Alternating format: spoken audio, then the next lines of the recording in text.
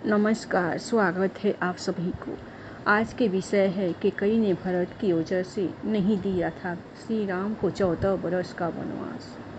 राजा दशरथ की तीसरी पत्नी के कई भगवान राम से अपने बेटे भरत से भी ज़्यादा प्रेम करती, लेकिन आपको जानकर हैरानी हुई कि देवताओं ने के कई से यह काम करवाया था। इसके पीछे यह एक रोचक कथा है। विवाह से पहले केकई महर्षि दुर्वासा की सेवा किया करती थी। केकई की सेवा से प्रसन्न होकर महर्षि दुर्वासा ने केकई का एक हाथ वज्र का बना दिया और आशीर्वाद दिया कि भविष्य में भगवान तुम्हारी गोद में खेलेंगे। समय का पहिया चलता रहा और केकई का विवाह राजा दशरथ से हो गया। एक समय स्वर्ग में देवासुर संग्राम आरंभ हो गया। देवराज इंद्र ने राजा दशरथ को सहायता के लिए बुलाया। रानी केकई भी महाराज की रक्षा के लिए सारथी बनकर देवासुर संग्राम में पहुंच गई। युद्ध के दौरान दशरथ जी के रथ के पहिए से कील निकल गया और रथ लड़खड़ाने लगा। ऐसे में केकई ने कील की जगह अपनी उंगली लगा दी और महाराज की जान बचा ली। राजा दशरथ को जब पता चला कि केकई ने युद्ध भूमि में इस साहस का परिचय दिया है तो वह बहुत प्रसन्न हुए और 3 वरदान मांगने के लिए कहा।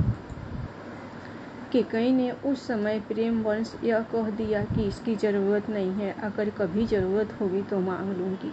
केकई ने राजा दशरथ को इसी वरदान के जाल में फांस दिया और राम के लिए 14 वर्ष का वनवास मांग लिया। लेकिन 14 वर्ष के लिए वनवास क्यों मांगा, इसके पीछे कई राज है। केकई ने 14 वर्ष का वनवास मांगकर यह समझाया कि अगर व्यक्ति युवा अवस्था में 14 यानी 5 ज्ञानेंद्रियों कान नाक आँख जीभ त्वचा, 5 कर्मेंद्रिया वाक प्राणी पाद वायु उपस्थ तथा मन बुद्धि चित्त और अहंकार को वनवास एकांत आत्मा के वश में रखेगा तभी अपने अंतर के घमंड और रावण को मार पाएगा। दूसरी बात यह था कि रावण की आयु में केवल 14 ही वर्ष शेष थे। प्रश्न उठता है कि यह बात केकई कैसे जानती थी। एक घटना घट तो रही थी अयोध्या में, लेकिन योजना देवलोक की थी। कोप भवन में कोप का नाटक हुआ था।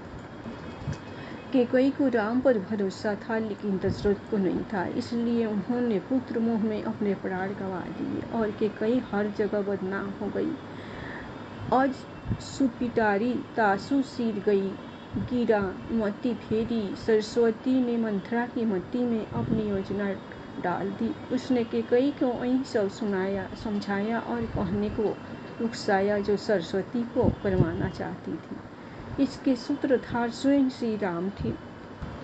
उन्होंने ही यह योजना तैयार की थी। माता केकई अर्थात जानती है, जो नारी युद्ध भूमि में दशरथ के प्राण बचाने के लिए अपना हाथ रथ के धुरी में लगा सकती है, रथ संचालन की कला में दक्ष है, वह राजनीतिक परिस्थितियां से अनजान कैसे रह सकती है। केकई चाहती थी कि मेरे राम का पावन यश 14 भुवनों में फैल जाए और यह बिना तय और बिन रावण वध के संभव नहीं था।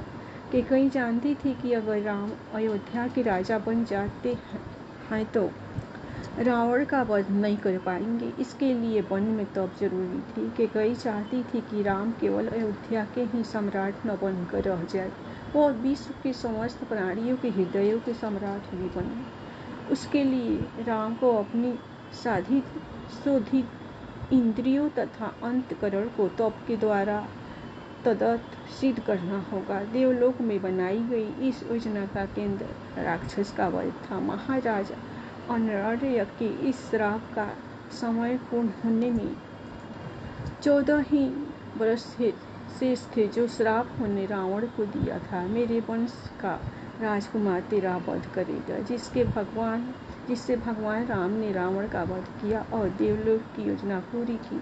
रामायण और महाभारत दोनों में ही 14 वर्ष वनवास की बात हुई है।